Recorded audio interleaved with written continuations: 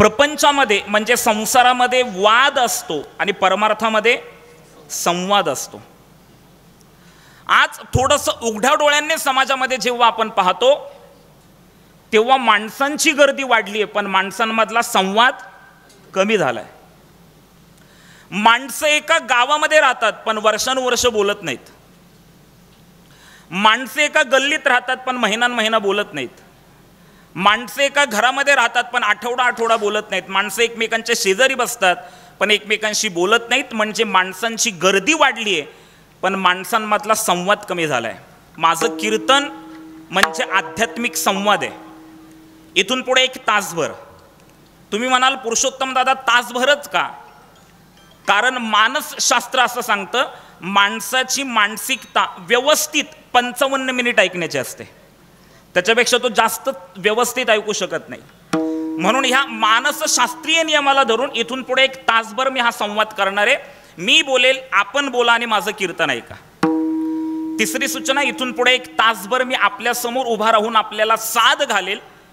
खाली बसून आपण मला प्रतिसाद द्यायचा आहे. मग हा प्रतिसाद तुम्ही देणार कसा? तर माझं बोलणं चालू असताना तुम्ही फक्त एवढी मान हलवत राहायची, म्हणजे मला बरं वाटेल की तुम्ही ऐकताय. मी तुमच्याकडे पाहिलं की मान हलवा. चला ताट बसून माझ्या प्रश्नाचं उत्तर द्या, मला आवाज आला पाहिजे. म्हणजे इथून पुढे कीर्तन संपेतोपर्यंत उत्तर द्या बरं का मला. इथून पुढे कीर्तन संपेतोपर्यंत कीर्तन कळलं तरी मान हलवायची, नाही कळलं तरी बस. जमलं जमलं जमलं जमल जमल जमल. आणि आता शेवटची सूचना देतो. खूप चांगलं नियोजन केलंय. मला काल अंकुश महाराजांचा फोन आला, दादा खूप चांगलं नियोजन आहे, अतिशय चांगला कार्यक्रम आहे. खरं तर माझ्या पाठीमागं अतिशय धावपळ होती. कुठंतरी असं वाटत होतं की कॅन्सल करावं, पण भगवंताची कृपा जिथे असेल तिथं जाणं होतंच. आणि इथं आल्यानंतर मला खरंच खूप समाधान वाटलं. इतकं सुंदर नियोजन तुम्ही केलंय. म्हणून शेवटची सूचना देतो. जगातलं सर्व दुःख देवाने आपल्याच वाट्याला दिलंय. असे चेहरे करून बसू नका, मला भीती वाटते बरं का. जरा प्रसन्न चेहरे ठेवा, टवटवीत चेहरे ठेवा आणि कीर्तन ऐका. विठ्ठल विठ्ठल विठ्ठल.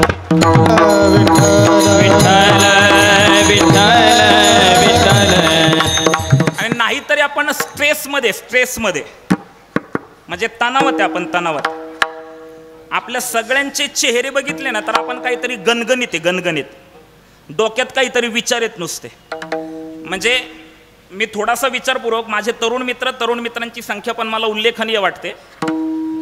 जर थोडासा आपण विचार केला तर the man is thinking animal, माणूस हा विचारशील प्राणी आहे. आज प्रत्येकाच्या जीवनामध्ये 5 स्ट्रेस आहेत, म्हणजे तणाव आहेत. कमी अधिक प्रमाणात 5 प्रकारचे तणाव आहेत. एक फिजिकली स्ट्रेस आहे, एक मेंटली स्ट्रेस आहे, एक फायनान्शियली स्ट्रेस आहे, एक फॅमिली स्ट्रेस आहे आणि एक सोशली स्ट्रेस आहे. म्हणजे 5 प्रकारचे तणाव तुमच्या माझ्या जीवनामध्ये कमी अधिक प्रमाणात आहेत. पहिला स्ट्रेस कोणता सांगितलं मी? Physically stress. म्हणजे इथं बसलेले एकतरी माणसाने मला सांगावं की पुरुषोत्तम दादा आम्ही 100% निरोगी आहे, म्हणजे आम्ही 100% फिट आहे. इथं कोणीच निरोगी नाही आहे. कोणाची कंबरच दुखतीये, कोणाचे गुडघेच दुखत आहेत, कोणाच्या गुडघ्याच्या वाट्या बदलायच्यात आता वाट्या, कोणाचं ब्लड प्रेशरच आहे होतंय, कोणाचं ब्लड प्रेशरच लो होतंय, कोणाची शुगर लेवलच वाढतीये, कोणाची शुगर लेवलच कमी होतीये, कोणाचं अर्धच डोकं दुखतंय, अर्ध डोकं. आणि माता भगिनींनो तुमच्यामध्ये तर एक लय जुना आजार आहे, कसं तरी होतंय. इकडं होतं की नाही मला माहिती आहे, आमच्या पुणे जिल्ह्यामध्ये लय होतं कसं तरी. आम्ही 100% फिट नाही, आम्ही अनफिट माणसं आहेत. म्हणजे शारीरिक आधिव्याधी आपल्याला आहेतच ना. महाराजही म्हणतात शरीर दुःखाचे कोठार, शरीर रोगाचे भांडार, शरीर दुर्गंधीची थार, नाही अपवित्र शरीर आहे. फिजिकली स्ट्रेस तुमच्या माझ्या जीवनामध्ये प्रत्येक आले. कोणाचं काय होतंय, कोणाला काय दुखतंय, कोणाचं काय होतंय. दुसरा स्ट्रेस आहे मेंटली स्ट्रेस. डोक्यात काही ना काहीतरी विचार आहेत. तुम्ही थोडंसं बारीक ऐकावर का तर कीर्तन समजेल. काही ना काहीतरी विचार आहेत. म्हणजे विचार काय आहेत माहिती आहे का? आपण आहोत प्रेझेंटमध्ये, म्हणजे आपण आहोत वर्तमानात. पण वर्तमानात राहून एकतर आपण पास्टमध्ये रमतोय, नाहीतर फ्युचरचा विचार करतोय. म्हणजे आहोत वर्तमान काळात, पण वर्तमान काळात राहून एकतर भूतकाळामध्ये रमतोय, नाहीतर भविष्याची चिंता करतोय आणि वर्तमानात भूतकाळातलं रमणं आणि भविष्याची चिंता आपला वर्तमान खराब करतं. तुम्ही ऐका ना, शब्द कसे आहेत? भूतकाळ. गेले का काय घरी? आणि मी गेले का काय घरी म्हटलं की हाय हाय म्हणा बरं का, म्हणजे आपलं जमल तासभर. भूतकाळ शब्द कसा बघा ना, भूतकाळ भूतकाळ भूतकाळ. भूतकाळ ह्या शब्दामध्ये भूत आहे. भविष्य भविष्य भविष्य ह्या शब्दामध्ये विष आहे. भूत आणि विष समाधान देत नाही. मग वर्तमान, वर्तमानात मान आहे. विठ्ठल विठ्ठल काळी काळी काळी काळी. म्हणून आहे तो क्षण आनंदाने जगा. या जन्मावर, या जगण्यावर शतदा प्रेम करावे. प्रेम करत करत जगा. रडण्यासाठी मानवी जीवन भेटलेलं नाहीये. माणूस कणत कणत जगत असतो. सदा सर्वदा त्याच्या डोक्यात काही ना काहीतरी चिंता, काही ना काहीतरी विवंचन असतात.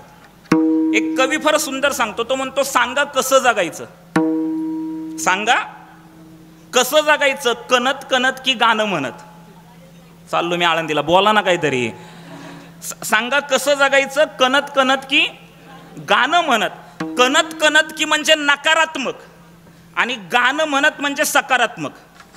देवाने इतकं सुंदर मानवी जीवन दिले, मग आपण ठरवायचं कसं जगायचं. शब्द बघा किती सुंदर आहेत. सांगा कसं जगायचं, कणत कणत की गाणं म्हणत. डोळे भरून तुमची आठवण कोणीतरी काढतच ना. डोळे भरून तुमची आठवण कोणीतरी काढतच ना. ऊन ऊन दोन घास तुमच्यासाठी वाढतच ना. डोळे भरून तुमची आठवण कोणीतरी काढतच ना. ऊन ऊन दोन घास तुमच्यासाठी वाढतच ना. शाप देत बसायचं की दुवा देत हसायचं. शाप देत बसायचं की दुवा देत हसायचं. तुम्हीच ठरवा, सांगा कसं जगायचं. काळ्या कुट्ट काळोखात, काळ्या कुट्ट काळोखात जेव्हा काही दिसत नसतं, तुमच्यासाठी कोणीतरी दिवा घेऊन उभा असतं. काळ्या कुट्ट काळोखात जेव्हा काही दिसत नसतं, तुमच्यासाठी कोणीतरी दिवा घेऊन उभा असतं. काळोखात कुढायचं की प्रकाशात उडायचं. काळोखात कुढायचं की प्रकाशात उडायचं. तुम्हीच ठरवा, सांगा कसं जगायचं. पायात काटे रुतून बसतात, पायात काटे रुतून बसतात हे अगदी खरं असतं. आणि फुलं फुलून येतात हे काही खरं नसतं. पायात काटे रुतून बसतात हे अगदी खरं असतं. आणि फुलं फुलून येतात हे काही खरं नसतं. काट्यासारखं सलायचं की फुलासारखं फुलायचं.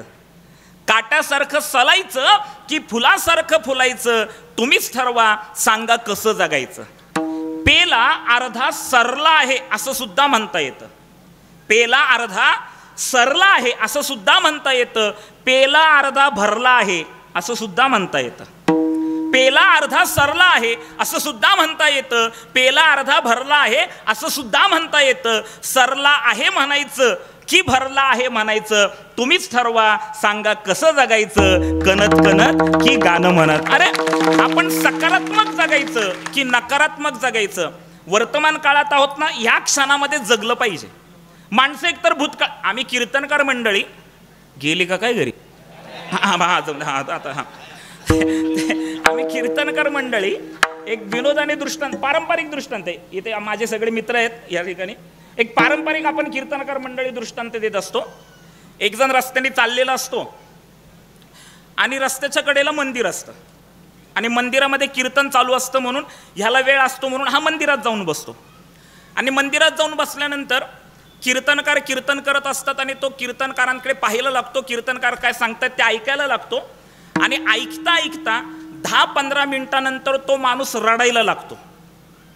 महाराजांना प्रश्न पडतो, सगळे कीर्तन ऐकतायत आणि हा एकटाच का रडतोय? महाराज विचारतात, का रे, सगळे शांतपणाने कीर्तन ऐकतायत आणि तू एकटाच का रडतोय? तो म्हणला, काय नाही महाराज, रस्त्याने चाललो होतो, मंदिरात कीर्तन चालू होतं म्हणून येऊन बसलो आणि तुम्ही बोलताय म्हणून तुमच्याकडे एकटक बघायला लागलो. आणि महाराज तुमच्याकडं एकटक बघता बघता तुमच्या हनवटीवरच्या दाढीकडे बघून मला माझ्या मेलेल्या बोकडाची आठवण झाली म्हणून मी रडतो. येते देखोनिया पुराणी काची दाढी रडे सुरते नाग ओढी.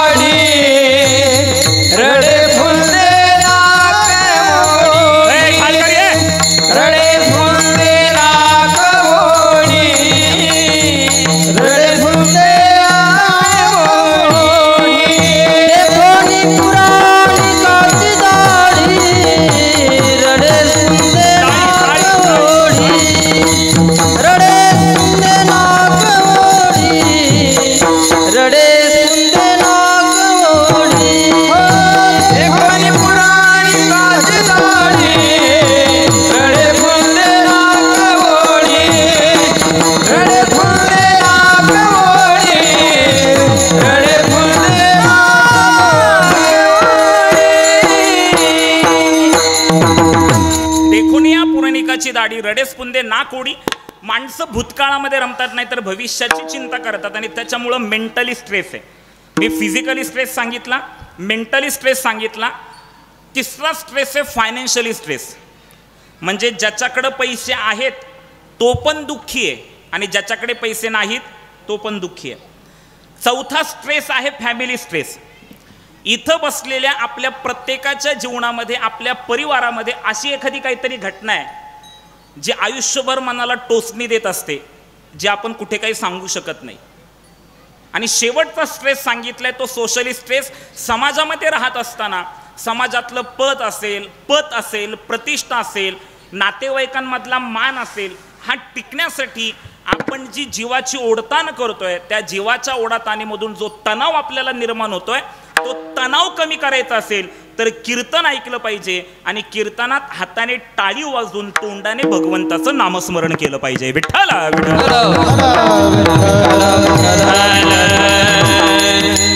शांतीब्रह्म एकनाथ महाराजांचा मी अभंग सेवेसाठी घेतलाय. ऐका, कीर्तन हे मनोरंजनाचं साधन कधीच नव्हतं, आत्ताही नाहीये आणि इथून पुढेही नसणार आहे. येते माझं म्हणणं लक्षात. मनोरंजन म्हणून जर कोण कीर्तनाला येत असेल तर तो फार मोठं पाप करतोय. ज्या शांतीब्रह्म एकनाथ महाराजांचा मी अभंग घेतलाय त्या महाराजांनी इथं जे ज्येष्ठ मंडळी आहेत त्यांना माझं म्हणणं पटेल. काय मर्यादा सांगितली? सगुण चरित्रे परम पवित्रे सादर वर्णावे.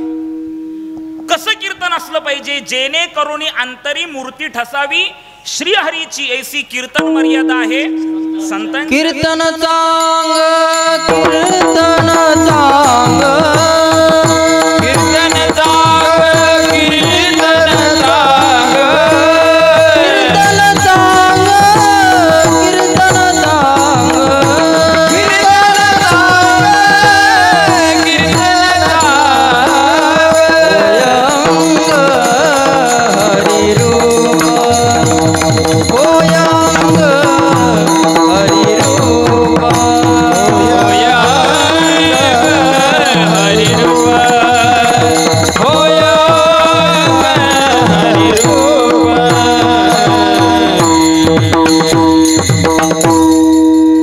म्हणून कीर्तन हे मनोरंजनाचं साधन नाहीये. कीर्तन हे जीवनाला दिशा आणि दशा प्राप्त करून घेण्याचं साधन आहे. कोणी कीर्तनामध्ये विनोद ऐकायला येत असेल तर तो चूक करतोय. कोणी कीर्तनामध्ये गाणी ऐकायला येत असेल तर तो चूक करतोय. काही आयोजक आम्हाला फोन करून सांगतात, महाराज कीर्तन विनोदी झालं पाहिजे बरं का, महाराज कीर्तनामध्ये अमकं झालं पाहिजे का, तुम्ही फरमाईश करताय. मनोरंजनाचं साधन नाहीये कीर्तन. अरे तुम्हाला मनोरंजन स्वतःचं करून घ्यायचं असेल तर तुमच्या हातामध्ये प्रत्येकाचा स्मार्टफोन आहे. मनोरंजन करण्यासाठी कीर्तनाची गरज नाहीये. स्मार्टफोन आहे, घरीच बसायचं, गुगलवर जायचं आणि गुगलवर मग सर्च करायचं. मग तुम्हाला गौतमी पाटील पाहिजे का पुरुषोत्तम पाटील पाहिजे, तुमचा विषय मग तो. पण कीर्तनाला आल्यानंतर तुम्हाला इथं मनोरंजन म्हणून जर तुम्ही कीर्तनाला येत असाल तर सगळ्यात मोठे पापी तुम्ही आहात. कीर्तन उद्धाराचं साधन आहे. ऐका, म्हणून अतिशय जाणीवपूर्वक मी चिंतन मांडण्याचा आपल्या समोर प्रयत्न करतोय. ज्या शांतीब्रह्म एकनाथ महाराजांचा मी अभंग घेतलाय त्या शांतीब्रह्म एकनाथ महाराजांचं जीवनचरित्र अतिशय अलौकिक आणि अद्वितीय आहे.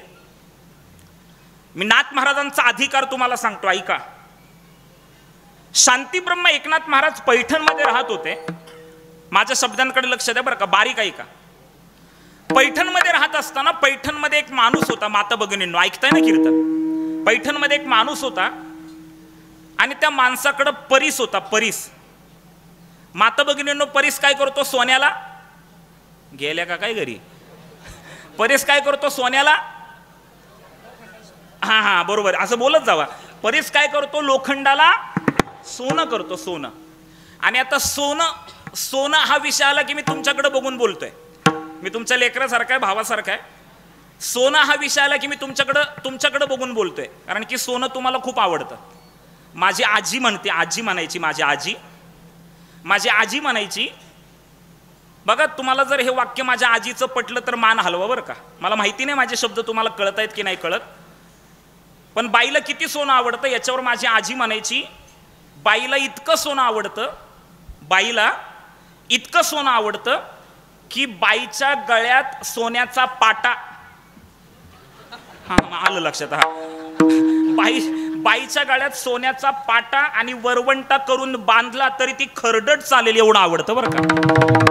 मलाही आवडतं सोनं, मलाही आवडतं सोनं, पण मी काढून ठेवलंय. पाकिटावर परिणाम व्हायला लागला. मला ते काय झालं, चला हे माझ्या घरातले कीर्तन आणि मी माझं कीर्तन म्हणजे मुक्त संवाद आहे. मी फार आनंदात कीर्तन करणारा आणि आनंदात जीवन जगणारा माणूस. माझे सगळे मित्र आहेत, त्यांना माहिती आहे का, आळंदीमध्ये आम्हाला नाथ महाराजांचीच परंपरा आहे आणि अमृतनाथ स्वामी महाराज संस्था आळंदीमध्ये फार मोठी आहे आणि अमृतनाथ स्वामी महाराज संस्थेवर मठाधिपती म्हणून मी सेवा करतोय. एका मोठ्या परंपरेचा पाईक आहे आणि आनंदाने कीर्तन करणं हेच आमचं काम आहे. म्हणून इथं तुमच्यासमोर आलो तर मुक्त संवाद करणार आहे आणि तुम्हाला सांगतो, तुम्ही बोला माझ्याशी. आमचे आजोबा म्हणायचे माणसाने मुक्तपणे व्यक्त व्हायला पाहिजे. गेले का काय घरी? माणसाने मुक्तपणे व्यक्त व्हायला पाहिजे म्हणजे माणसाने मोकळेपणाने बोला बोला माणसाने मोकळेपणाने बोललं पाहिजे. आपण काय करतो माहिती आहे का, आज आपण मोकळेपणाने बोलत नाही. पटतंय तुम्हाला? आपण मोकळेपणाने बोलत नाही आणि आपण मोकळेपणाने बोललो नाही ना, मग काय होतं माहिती आहे, आतमधल्या आतमध्ये रक्ताच्या गाठी तयार होतात. कसल्या गाठी तयार होतात? आपण मोकळेपणाने बोललो नाही तर कसल्या गाठी तयार होतात?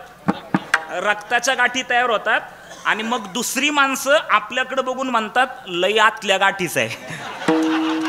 म्हणून बोलत जावं. हा शांतीब्रह्म एकनाथ महाराज म्हणजे मी आता काय झालं, आमच्या पिंपरी चिंचवडमध्ये एकाने माझं कीर्तन ठेवलं, प्रवचन ठेवलं, गणपती मधला किस्सा, घडलेला किस्सा आहे.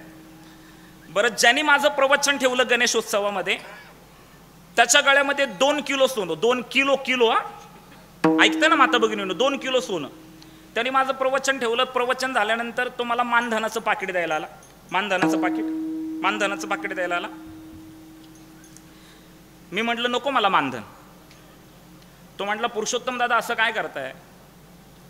अहो माझ्या आईची इच्छा होती की तुमचं प्रवचन व्हावं गणेशोत्सवामध्ये. गेली 3 वर्ष आम्ही तुमच्या संपर्कात होतो पण तुम्हाला वेळ नव्हता. ह्या वर्षी तुम्ही आलायत, माझ्या आईला खूप आनंद झालाय. 2016 पासून तुम्ही जी कीर्तन मालिका चालू केली झी टॉकीजवर, गज कीर्तनाचं असेल, मन मंदिर असेल, त्याच्यामुळं ज्येष्ठ लोकांना घराघरामध्ये कीर्तन बघता आलं. तुमच्यामुळं तुमचे समाजावर फार मोठे उपकार आहेत आणि तुमच्यासारखा माणूस आमच्याकडे आला तर आम्हाला आणि आमच्या आईला खूप आनंद झालाय. आता वेळात वेळ काढून आलाय तर हे मानधन घ्या. मी म्हटलं खरंच नको मानधन. पहा बरं का, ज्याच्या गळ्यामध्ये 2 किलो सोनं आहे तो मला मानधन देतोय आणि मी काय म्हणतोय, नकोय मला मानधन. तो म्हटलं दादा कमी वाटत असेल तर प्रवचनाचे 20,000 रुपये भरलेत, अजून 5,000 रुपये भरतो, 25,000चं तुम्हाला मानधनाचं पाकिट देतो. मी त्यांना म्हटलं खरंच नको मला मानधनाचं पाकिट. त्यांनी त्याच्या बायकोला बोलवलं. अगं इकडे म्हटलं. त्याची बायको आली आणि तो बायकोला म्हणतोय बघ दरवर्षी आपल्याकडे इतके महाराज येतात, कमी पैसे असतील तर मागून घेतात, पण पुरुषोत्तम दादा आज आले, प्रवचन केलं, आईला आनंद झाला आणि मी त्यांना मानधन देतोय पण ते मानधन घेत नाही. बघ पुरुषोत्तम दादांचा केवढा मोठा त्याग आहे. आता त्यांनी त्याग हा शब्द वापरल्यानंतर मला घाम आला. म्हणलं आता बोललं पाहिजे खरं. ज्याच्या गळ्यामध्ये 2 किलो सोनं होतं तो मला 20,000 रुपयाचं मानधनाचं पाकिट देत होता. मी त्याला नाही म्हणत होतो, त्याला वाटलं मी त्याग करतोय, पण मी म्हटलं थांबा, असं लगेच माझ्याविषयी ग्रह करून घेऊ नका. मी तुम्हाला फक्त मानधनाचं पाकिट नको म्हटलंय. तुम्ही फक्त एक काम करा, मला कडकडून मिठी मारा, तुमच्या गळ्यातल्या 2-4 सोन्याच्या चैनी माझ्या गळ्यात पडू द्या, म्हणजे माझं समाधान होईल. विनोदाचा बाब सोडून द्या, पण सोनं हे प्रत्येकाला आवडतं. तसं पैठणमध्ये जो माणूस होता त्याच्याकडे परीस होता. आमचे सद्गुरुनाथ परीस आणि संतांचा महिमा खूप सुंदर सांगायचे. कोणीतरी एक दोहा केलाय, परीस संत और परीस में बडो अंतर जान. कोणीतरी सांगितलं संत आणि परीस हे सारखेच असतात, पण महात्मा म्हणतो संत और परीस में बडो अंतर जान. संत और परीस में बडो अंतर जान, वह लोहा कंचन करे, यह करे आपू समान. साधू संतांच्या मध्ये आणि परीसामध्ये खूप अंतर आहे. परीस काय करतो, लोखंडाला सोनं करतो, पण संत काय करतात, आपणा सारिखे करीती तात्काळ, नाही काळ वेळ तयाला, नाही काळ वेळ तयाला.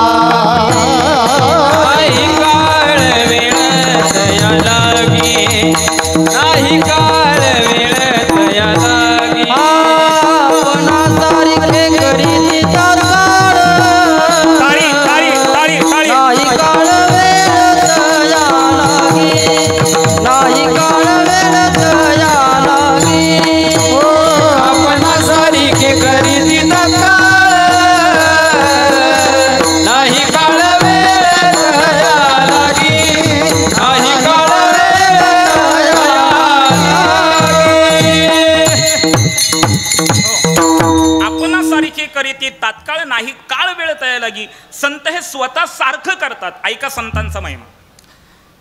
ज्या माणसाकडे पैठणमध्ये परीस होता त्याला तीर्थयात्रेला जायचं होतं. बरं, पूर्वीच्या काळातली ती तीर्थयात्रा, आत्ता कशी रेल्वे, बस, विमान, स्वतःची गाडी अशी तीर्थयात्रा करता येते. पूर्वीच्या काळात इतक्या सुखसुविधा नव्हत्या तीर्थयात्रा करण्यासाठी. आणि पूर्वीच्या काळात म्हणजे अगदी एक साधारणपणे 60-70 वर्षापूर्वीची घटना जर आपण पाहिली तर आपल्या घरातून तीर्थयात्रेला जर माणूस निघाला तर घरातली लोक म्हणायची देवाला गेलाय, देवाला गेलाय, आला तर आपला नाही तर देवाचा, असं होतं ना. तसं त्याला वाटलं की आपल्याला तीर्थयात्रेला जायचंय आणि तीर्थयात्रेमध्ये आपल्याकडं जो परीस आहे तो परीस जर आपण सोबत घेऊन गेलो आणि आपला परीस हरवला तर आपलं आणि आपल्या कुटुंबाचं फार मोठं नुकसान होईल. मग काय करायचं? तर पैठणमध्ये एक विश्वास ठेवण्यासारखी व्यक्ती आहे. कोण? तर एकनाथ महाराज. एकनाथ महाराजांकडे गेला आणि एकनाथ महाराजांना बोलला, नाथ महाराज, मला तीर्थयात्रेसाठी जायचंय, 1.5 वर्ष मला तीर्थयात्रेसाठी लागणार आहेत. मी येईतोपर्यंत माझा हा परीस मी तुमच्याकडे ठेवतो. नाथ महाराज नको बोलले, पण त्या माणसाने आग्रहपूर्वक एकनाथ महाराजांच्या हातात परीस ठेवला आणि परीस ठेवता ठेवता तो एकनाथ महाराजांना बोलला, नाथ महाराज, 1.5 वर्षाने मी परत येणार आहे आणि 1.5 वर्ष हा परीस तुमच्याकडे असणार आहे.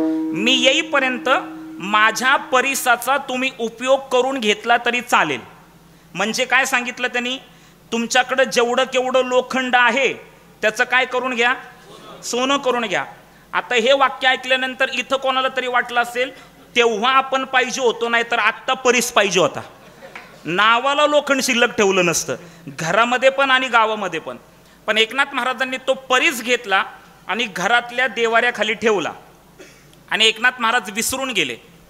1.5 वर्षानंतर तो माणूस आला, एकनाथ महाराजांच्या घरी गेला, एकनाथ महाराजांच्या दारात उभा राहिला, एकनाथ महाराजांना आवाज दिला. एकनाथ महाराज आले आणि एकनाथ महाराजांनी विचारलं, काय? तो म्हटला, महाराज, 1.5 वर्षापूर्वी मी तुमच्याकडे परीस ठेवलाय, माझी तीर्थयात्रा खूप चांगली झाली, मी माझं परीस घेऊन जाण्यासाठी आलोय. एकनाथ महाराजांनी उद्धवाला आवाज दिला, नाथ महाराजांचा शिष्य उद्धवाला, जी महाराज, अरे काही नाही रे, आपल्या घरातल्या देवाऱ्याखाली मी एक वस्तू ठेवली आहे, ती वस्तू ह्या व्यक्तीची आहे, तेवढी वस्तू आण आणि ह्या व्यक्तीला देऊन टाक. उद्धवाच्या लक्षात आलं आणि उद्धव तो माणूस समोर असतानाच एकनाथ महाराजांना मोठ्याने सांगतोय, एकनाथ महाराज, देवाऱ्याखाली काहीतरी वस्तू होती बरं का. काय वस्तू होती हे मला माहिती नव्हतं, पण ती देवाऱ्याखालची वस्तू मी देवाच्या निर्माल्याबरोबर, देवाच्या फुलांबरोबर गोदावरी नदीमध्ये टाकून दिली. गेले का काय घरी तुम्ही? हा, परीस कुठं टाकला? नदीत टाकला. आता ज्याचा परीस आहे त्याने जेव्हा हे ऐकलं तेव्हा त्याला गुदगुल्या झाल्या असतील का? तळप्याची आग मस्तकाला गेली आणि तो नाथ महाराजांना नाव ठेवू लागला, महाराज, कसा तुमच्यावर विश्वास ठेवायचा? लोकांना महाराजांना नाव ठेवायला नुसती संधीच पाहिजे असते. कीर्तनकार उशीर आला की काय महाराज, 25-30 हजारात महाराजाला विकतच घेतला यांनी. हा काय? एकनाथ महाराज म्हणले, बोलू नका, तुम्हाला परीस पाहिजे ना, मी तुम्हाला देतो, चला माझ्यासोबत. एकनाथ महाराज त्या व्यक्तीला घेऊन गोदावरी नदीवर गेले, कमरे इतक्या पाण्यात उतरले, खाली वाकले, ओंजळभर दगड घेतले आणि त्या माणसाला सांगितलं, ह्या दगडांमधला तुझा जो परीस आहे तो तू घे. त्यांनी सोबत लोखंडाचे 2-4 तुकडे आणले होते. त्या माणसाने पहिला लोखंडाचा तुकडा घेतला, एकनाथ महाराजांच्या हातातून पहिला दगड घेतला, पहिला दगड पहिल्या लोखंडाच्या तुकड्याला लावला, पहिला लोखंडाचा तुकडा सोन्याचा झाला. त्यांनी एकनाथ महाराजांच्या हातातून दुसरा दगड घेतला, दुसरा दगड दुसऱ्या लोखंडाच्या तुकड्याला लावला, दुसराही लोखंडाचा तुकडा सोन्याचा झाला. त्याने एकनाथ महाराजांच्या हातातून तिसरा दगड घेतला, तिसरा दगड तिसऱ्या लोखंडाच्या तुकड्याला लावला, तिसराही लोखंडाचा तुकडा सोन्याचा झाला. माझी गोष्ट संपली. मला फक्त इतकंच एकनाथ महाराजांचा अधिकार सांगताना सांगायचंय की परीस लोखंडाला सोनं बनवतो, परीस लोखंडाला सोनं बनवतो, पण एकनाथ महाराजांसारखे संत दगडाला परीस बनवतात. हा संतांचा अधिकार आहे महाराज, हा संतांचा अधिकार. आणि अशा शांतीब्रह्म एकनाथ महाराजांचा अभंग मी सेवेसाठी घेतलेला आहे. उद्धवाने भगवान श्रीकृष्णाला विचारलं, म्हटले, देवा, सगळे म्हणतात भक्ती करा, भक्ती करा, भक्ती करा. बारीक ऐका बरं का, मी 10 वाजता बरोबर जय विठ्ठल करणार आहे. देवा, सगळे म्हणतात भक्ती करा, भक्ती करा, भक्ती करा. देवा, तुझी भक्ती करायची म्हणजे नेमकं काय करायचं रे? भगवान श्रीकृष्ण सांगतायत, ऐक उद्धवा, अहर्निशी माझी कथा, अहर्निशी माझी वार्ता, अहर्निशी माते ध्याता भक्ती तत्वता ती नाव. माझी कथा करणं, माझ्याविषयी वार्ता करणं, माझं ध्यान करणं म्हणजे भक्ती करणं. किंवा अजून सोपं करून सांगतो, दिनरजनी हाची धंदा गोविंदाचे पोवाडे रात्रंदिवस. हा माईक चालू ठेवा. रजनी हाची धंदा, रजनी हाची धंदा, रजनी हाची धंदा. गोविंदाचे पोवाडे, गोविंदाचे पोवाडे, गोविंदाचे पोवाडे, गोविंदाचे पोवाडे. दिन रजनी हाची धंदा, दिन रजनी हाची धंदा. गोविंदाचे पोवाडे, गोविंदाचे पोवाडे, गोविंदाचे पोवाडे, गोविंदाचे पोवाडे. दिन रजनी हाची धंदा, दिन रजनी हाची धंदा, दिन रजनी हाची धंदा, दिन रजनी हाची धंदा, दिन रजनी हाची धंदा, दिन रजनी हाची धंदा, दिन रजनी हाची धंदा, धंदा दिन रजनी हाची धंदा, दिन रजनी हाची धंदा, दिन रजनी हाची धंदा.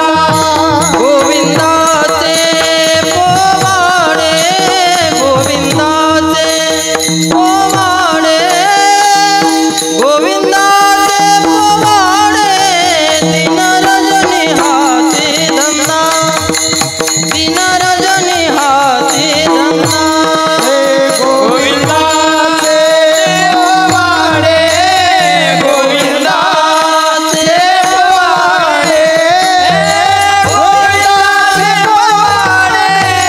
दिन रजनी हाची धंदा, दिन रजनी हाची धंदा, धंदा. दिनरजनी हाची धंदा गोविंदाचे पोवाडे. रात्रंदिवस भगवंताचं भजन करायचं, नामे भक्ती करायची. मुद्दे लक्षात घ्या बरं का, बोलत जा. 4 प्रकार सांगतं. कोणते कोणते? भक्तांचा पहिला प्रकार आहे आविष्कृत भक्त. लक्षात ठेवा बरं का, नाही तर आम्ही कीर्तनकार विनोदाने म्हणत असतो. ऐकताय ना तुम्ही? लक्षात ठेवा, काही मुद्दे लक्षात ठेवा. भक्तांचे 4 प्रकार: आविष्कृत भक्त, अंगीकृत भक्त, पुरस्कृत भक्त आणि अधिकृत भक्त. बोला, मी किती प्रकार सांगितले? 4. कोणते कोणते? आविष्कृत, अंगीकृत, पुरस्कृत आणि अधिकृत. बरं, मी का तुम्हाला सांगतोय? काहीतरी कीर्तनामध्ये एखादा विषय लक्षात राहिला पाहिजे, नाहीतर आम्ही कीर्तनकार विनोदाने बोलतो. बरेच कीर्तनकार बोलतात. आजकाल लोक कीर्तन ऐकतात पण ऐकत नाहीत. उलट पक्षी कीर्तनावरून घरी जाताना कीर्तनकाराच्या पाया पडतात. आणि कीर्तनकाराने विचारलं का पाया पडतात, तर लोक बेधडकपणे सांगतात, महाराज आत्ता 2 तास 8 ते 10 जे काही कीर्तनात ऐकलं ते तुमच्याच पायावर अर्पण, आम्ही आपलं चाललो गोधडीत घरी झोपायला. काहीतरी मुद्दे लक्षात घ्या. हां, आविष्कृत, अंगीकृत, पुरस्कृत आणि अधिकृत. मुद्दा लक्षात घ्या एवढं.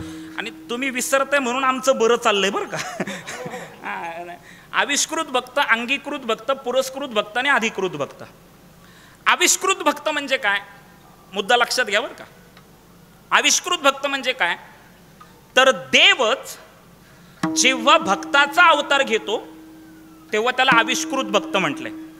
परमार्थिकांच्या पाठातला एक अभंग आहे, सदाशिवाचा अवतार स्वामी निवृत्ती दातार, महाविष्णूचा अवतार सखा माझा ज्ञानेश्वर, ब्रह्मसोपान तो झाला भक्ता आनंद वर्तला, आदि शक्ती मुक्ताबाई दासी जनी लागे पायी. या अभंगाच्या प्रत्येक चरणाच्या पूर्वार्धामध्ये देवांची नाव आहेत. सदाशिव, महाविष्णू, ब्रह्म, आदिशक्ती ही झाली देवांची नावं. आणि याच अभंगाच्या प्रत्येक चरणाच्या उत्तरार्धामध्ये भक्तांची नावं आहेत. निवृत्ती, ज्ञानदेव, सोपान, मुक्ताबाई म्हणजे देवच जेव्हा भक्ताचा अवतार घेतो तेव्हा त्याला कोणता भक्त म्हणतात? आविष्कृत भक्त म्हणतात. मी अजून सोपं तुम्हाला करून सांगतो.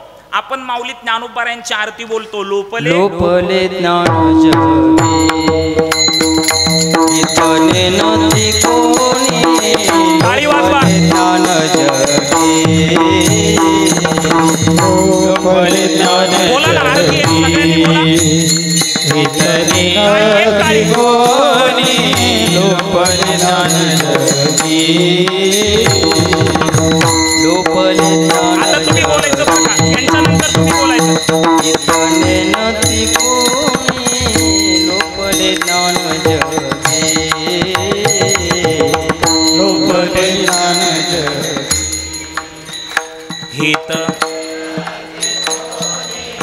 लोपले, सगळ्यांनी बोला ना, परत बोला. हा, लोपले ज्ञान जगे सगळ्यांनी बोला. इतने नदी कोणी, लोपले ज्ञान जगे लोक माता भगिनीनो, हित लोपले ज्ञान जगे.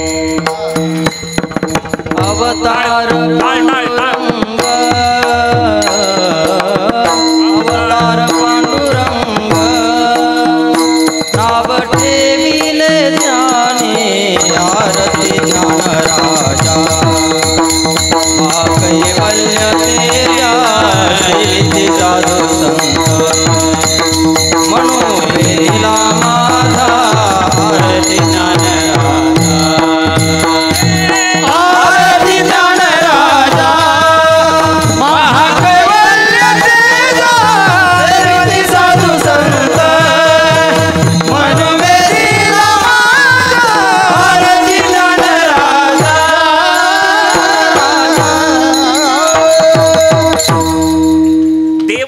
भक्ताचा अवतार घेतो तेव्हा त्याला आविष्कृत भक्त म्हणतात. भक्तांचा दुसरा प्रकार आहे अंगीकृत भक्त. मुद्दे लक्षात घ्या बरं का. 10 वाजता जय Vitthal, don't worry be happy, आनंददायका. भक्तांचा दुसरा प्रकार आहे अंगीकृत भक्त. म्हणजे काय? देवाने ज्यांचा अंगीकार केला आहे त्यांना अंगीकृत भक्त म्हणायचं. असे काही भक्त आहेत की लोकांनी त्यांची निंदा केली, लोकांनी त्यांना नावं ठेवली. माता भगिनींना मी एक उदाहरण देत असतो राधेचं. गेले का काय घरी? हा, राधेचं उदाहरण देत असतो. राधेला सगळी लोक नावं ठेवायची, राधेची निंदा करायची लोक. पण त्या राधेचा अंगीकार भगवान श्रीकृष्णाने केला आणि जी लोक नावं ठेवत होती तीच लोक राधेची पूजा करू लागली. पुरुष मंडळी, माझ्या प्रश्नाचं उत्तर द्या. तुम्हाला उत्तर माहिती आहे म्हणून मी प्रश्न विचारतो बरं का.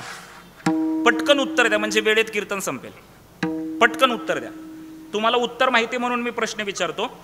मला सांगा, भगवान श्रीकृष्णाला किती हजार बायका होत्या? क्या बात आहे, बरोबर उत्तर दिलं. 16,108. त्याच्यातल्या मुख्य 8. 16,100 का त्याची वेगवेगळ्या गोष्टी सांगितल्या जातात. पण मी तुम्हाला प्रश्न विचारला, भगवान श्रीकृष्णाला किती बायका होत्या? तुम्ही उत्तर दिलं 16,108. बरं, मी तुम्हाला हा प्रश्न का विचारला त्याचं कारण सांगतो बरं का. कारण लोकांना देवाविषयी दुसरं काहीही माहिती नसलं तरी देवाला बायका किती होते माहिती असतं बरं का. देवाला 16,108 बायका. त्याच्यातल्या मुख्य 8 आहेत. रुक्मिणी, सत्यभामा, जांबुवंती, कालिंदी, वृंदा, मित्रा, भद्रा, सत्य. अशा देवाच्या मुख्य 8 बायका आहेत ना माता भगिनींनो. मला सांगा, तुम्ही कधी भगवान श्रीकृष्णाचं नामस्मरण करत असताना असं केले का? रुक्मिणी कृष्ण, सत्यभामा कृष्ण, जांबुवंती कृष्ण. आपण भगवान श्रीकृष्णाचं नामस्मरण करत असताना ना रुक्मिणी कृष्ण करतो, ना सत्यभामा कृष्ण करतो, ना जांबुवंती कृष्ण करतो. मग आपण भगवान श्रीकृष्णाचं नामस्मरण करत असताना काय करतो? राधा कृष्ण. ज्या राधेचा लोकांनी तिरस्कार केला त्याच राधेचा देवाने अंगीकार केल्यानंतर लोक त्या राधेची पूजा करू लागली. देवाने अंगीकार करावा. चला, मी आत्ताच रिसेंटली घडलेलं उदाहरण सांगतो. वाक्य ऐका आणि नाव सांगा. SQ, RQ, ZQ. गुलिगत बुक्कीत कोणाचं वाक्य आहे? सूरजचं वाक्य आहे. सूरज माझा खूप चांगला मित्र आहे. त्या बिग बॉसच्या घरामध्ये एक आठवडा मी होतो, त्याच्यामुळे माझा चांगला मित्र आहे तो. मी आत्ताच त्याला भेटून आलो. इंस्टाग्रामला त्याला मला जे फॉलो करत असतील त्यांना माहिती आहे. आणि मला खूप चांगलं वाटतं की मी त्या घरामध्ये जाऊनही लोकांनी मला खूप चांगला प्रतिसाद दिला. मला असं वाटतं आणि तिथं घरात गेल्यानंतर देखील त्या प्रतिस्पर्ध्यांनी गेल्यानंतरही माझं दर्शन घेतलं आणि मी घरातून बाहेर येत असतानाही माझं दर्शन घेतलं. नुसतं दर्शन घेतलं नाही तर त्या टेलिव्हिजनवर त्या बिग बॉसच्या घरामध्ये इतिहास घडला की मी पहिल्यांदा सर्वांना ज्ञानेश्वर महाराज की जय आणि तुकाराम महाराज की जय बोलायला. तर तिथे जेव्हा सूरज घरामध्ये आला ना, त्या घरामध्ये राहणं फार टफ आहे बरं का. मी राहून आलोय म्हणून माहिती आहे मला. म्हणजे तुम्हाला आभाळ दिसत नाही, आभाळ सकाळ दुपार संध्याकाळ काही कळत नाही. तुमच्याकडे वेळ पाहिला घड्याळ नसतं आणि 150 कॅमेरे तुमच्यावर लक्ष ठेवून आहेत. किती? 150 कॅमेरे. म्हणजे आता मी तुमच्याकडे एकटक बघितलं ना तर तुम्हाला लाजल्यासारखं होईल. तिथं 150 कॅमेरे लक्ष ठेवून आहेत. सगळ्या ठिकाणी कॅमेरे आहेत, फक्त 2 ठिकाणीच कॅमेरे नाही आहेत. एक टॉयलेटमध्ये आणि एक बाथरूममध्ये. पण तिथं कॅमेरे नसले तरी माईक आहेत बरं का. म्हणजे मोकळेपणाने काहीच नाही. तर घरामध्ये सूरज आणि आम्ही होतो. तर तुम्ही बघा, सूरजकडे पहिल्या आठवड्यात पाहिल्यानंतर असं वाटलं तरी होतं का की सूरज बिग बॉसची ट्रॉफी घेईल म्हणून? वाटलं नव्हतं. पण तो घरामध्ये आला आणि घरामध्ये आत्ताही माझ्या अंगावर शहारेला त्याने डोळ्यात पाणी आले. अतिशय गरीब कुटुंबातला मुलगा आहे. आई पण वारलेली आहे आणि बाप पण वारलेला आहे. जेव्हा कष्ट करेल तेव्हा पोटात घास जातोय. अंगावर घालायला कपडे नाहीयेत. पण त्या मुलाने व्हिडिओ करून त्याच्या मोबाईलवर टाकले. ते व्हिडिओ व्हायरल झाले. त्यावेळेस लोक त्याला नावं ठेवत होती, त्याला शिव्या घालत होती. पण तो सूरज जेव्हा बिग बॉसच्या घरामध्ये आला आणि त्याच्या चांगुलपणातून त्यांनी संपूर्ण महाराष्ट्राच्या लोकांच्या घराघरामध्ये आणि घरातल्या प्रत्येक व्यक्तीच्या मनामनामध्ये घर केलं. इतका चांगला तो मुलगा त्या घरामध्ये वागला. आणि तो म्हणायचा, माझी आई म्हणजे पार्वती माता आहे, माझे पप्पा म्हणजे भगवान शंकर आहे आणि माझा भाऊ म्हणजे गणपती बाप्पा आहे. बघा बरं का कृपा काय झाली. ज्यावेळेस गणेशोत्सव चालू होता त्यावेळेस त्या घराचा कॅप्टन होण्याचा बहुमान त्याला भेटला. त्याला लिहिता येत नाही आणि वाचता येत नाही. आणि नवरात्रीमध्ये त्याचं श्रद्धास्थान आहे त्याच्या गावचं आई मरी माता.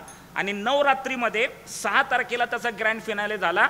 आणि अभिजित सावंत नावाचा इंडियन आयडल 2004 साली इंडियन आयडल झालेला, आपल्या भारताचं खऱ्या अर्थाने प्रतिनिधित्व संगीत क्षेत्रामध्ये जगभरामध्ये जो करतोय तो अभिजित सावंत आणि सूरज चव्हाण हे दोघं टॉप 2 मध्ये होते. आणि ह्या दोघांमधला विनर जर कोण झाला असेल तर सूरज चव्हाण झाला. मला सांगा, सगळ्या लोकांनी ज्याला नावं ठेवली त्या सूरजला देवाने आपलंसं केलं तर त्याला बिग बॉसची ट्रॉफी भेटली ना. जगभरामध्ये त्याचं नाव घेतलं जातं. म्हणून आपल्या जीवनामध्ये कधी काय घडेल काय सांगता येत नाही. आणि तुम्हाला एक सांगू का, जगाने आपला अंगीकार केला नाही केला फार फार विचार नाही करायचा. हा आपल्याला का नाही बोलला आणि तो आपल्याला काय नाही बोलला. तुम्हाला सांगू का, आपण गेले का काय घरी? झालं. आपण सगळे भ्रमात आहे, भ्रमात.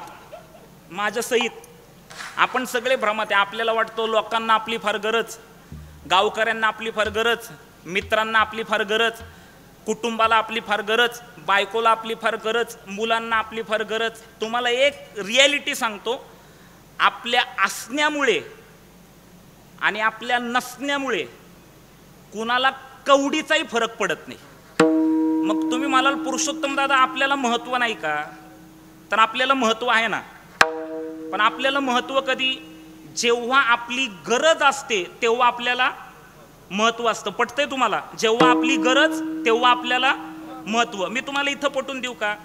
जेव्हा आपली गरज तेव्हाच आपल्याला काय महत्त्व. मी इथं पटवून देऊ का? बोला बघतो तुम्ही. आता माझं कीर्तन किती ते किती? 8 ते, बोला ना पटकन, 8 ते 10. माझं कीर्तन किती ते किती? 8 ते 10. म्हणजे माझं कीर्तन किती तास? बोला बोला किती तास? 2 तास. म्हणजे तुम्हाला माझी गरज किती तास? हेच ऐकायचं होतं मला. जेव्हा आपली गरज, जेवढी आपली गरज तेवढंच आपल्याला महत्व. आज तुम्ही माझं ऐकताय, उद्या दुसरं आलं की त्याच्या समोर असंच करणार आहे तुम्ही. आज लोक तुमच्या सोबत आहेत, उद्या असतील की नाही माहिती नाही. न रुकी वक्त की गर्दिश न जमाना बदला. न रुकी वक्त की गर्दिश न जमाना बदला. पेड सुखा तो परिंदोने ठिकाणा बदला. विठ्ठल विठ्ठल.